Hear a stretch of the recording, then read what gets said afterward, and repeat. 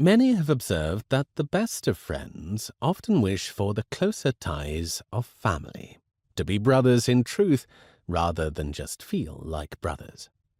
There were a few ways to accomplish this closer connection, the most notable of which was for one to marry the sister of the other.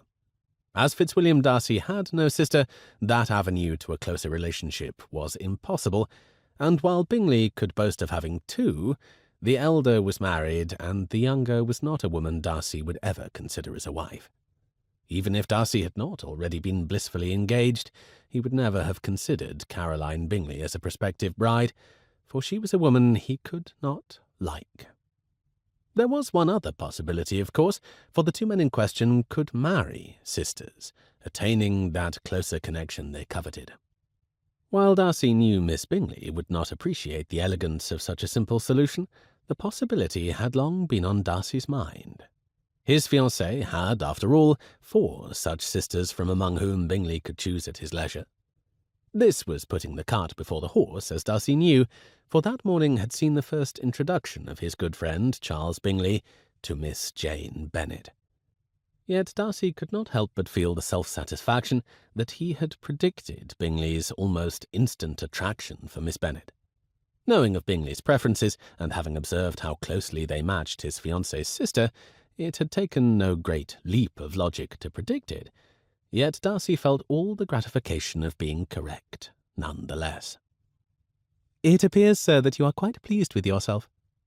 With a smile, Darcy turned to the young lady seated by his side, drinking in the flawless perfection of her person.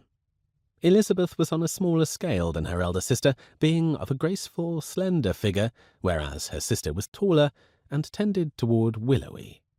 The resemblance between them was striking, for they possessed the same oval face, tending toward heart-shaped, the same high cheekbones and full rosy lips.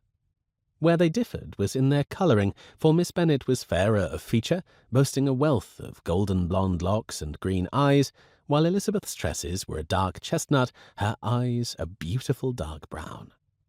Whereas Miss Bennet was often called the beauty of the community, those who were discerning enough considered Elizabeth equal in every respect.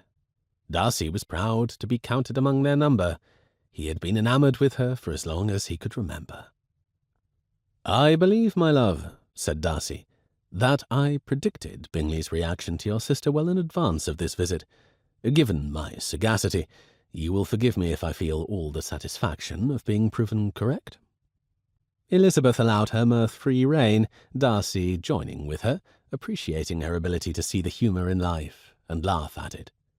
Darcy was in many respects a rather sober and reserved young man, and thus his appreciation for this young woman, who provoked him to more lightness of spirit than he possessed, could not be overstated. "Given what you told me of Mr. Bingley," replied she, "I could have predicted it myself." "Your intelligence is such that I would never presume to disagree,"